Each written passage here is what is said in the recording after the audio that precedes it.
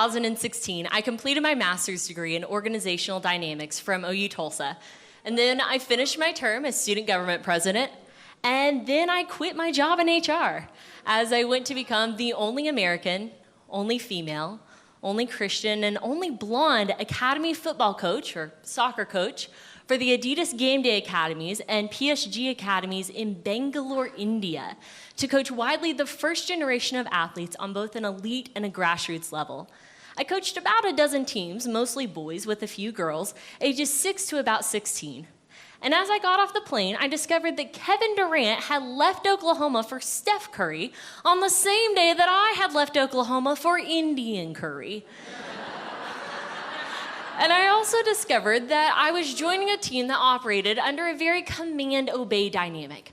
Oftentimes, our players would come to sessions and they would stand in a line, kick a ball, wait for instruction. And they would stand in a line, kick a ball, wait for direction. And while this may have been an efficient way to teach a skill, in a game scenario, it was a disaster, as oftentimes our players within a game would kick the ball and then before the play was even over, turn to the sideline to the coach for further direction and feedback. They had mastered the task, but they didn't understand how it applied to the overall game scenario. While it might be easy to think of this as a foreign academy in sports with kids, how many times do we go to work, receive a task, and wait for instruction? And it's oftentimes in these scenarios that we hear words like leadership, teamwork, creativity, collaboration, because we know these are really good words. But if we are in the wrong position, then saying these words are not only ineffective, but they're actually detrimental to our overall communication within the team. So today I'm going to share a story of how we transformed our organization from lines and laps and lectures to one of creativity and collaboration and captainship. And the first thing that you have to do is stop.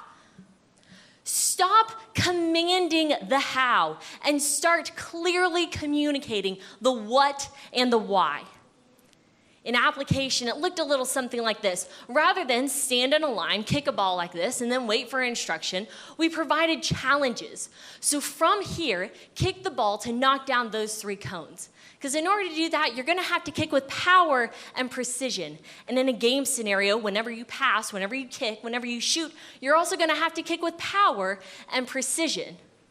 From this, I saw some of the most heated debates I'd ever seen amongst 7-year-olds, trying to decide if the best way to kick the ball was with the infoot or with the laces.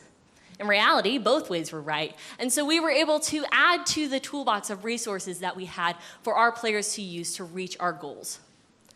And we found that there were aspects of football and aspects of the game that we couldn't really change. But there were at least 4 opportunities for ownership that we could provide for our players amongst our training.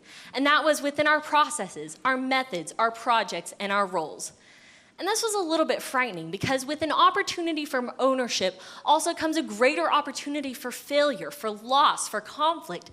But with an opportunity for ownership also comes a greater opportunity for greater understanding. We were able to connect our roles to our overall organizational goals. We were all to the team. We were able to connect our processes and our methods to our organizational vision. We were able to connect our projects to what we were trying to do as a team, and our performance skyrocketed.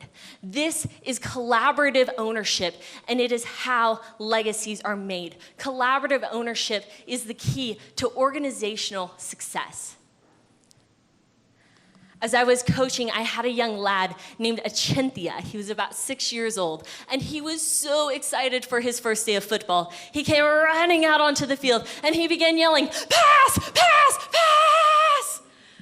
And I noticed that Achintya was yelling pass even whenever the other team had the ball. And he was yelling pass whenever he was miles away from the action. And he was yelling pass even whenever he had the ball. And so he was running with the ball, going, "Pass, pass, pass!" And so I looked at Achintya. I said, "Achintya, why are you yelling pass?" And he looked up and he said, "Miss Ambamam, I do not know what it means. I only know it is a football word." And sometimes I hear organizations sound a little bit like my friend Achintya. Yelling leadership, teamwork, collaboration, because we know that these are really good words that can lead to goals. But if we are in the wrong position, if we're miles away from the action, or even if we have the ball and we don't know in which direction we're going, then saying these words are not only ineffective, but they're actually detrimental. Eventually, the team is going to tune you out.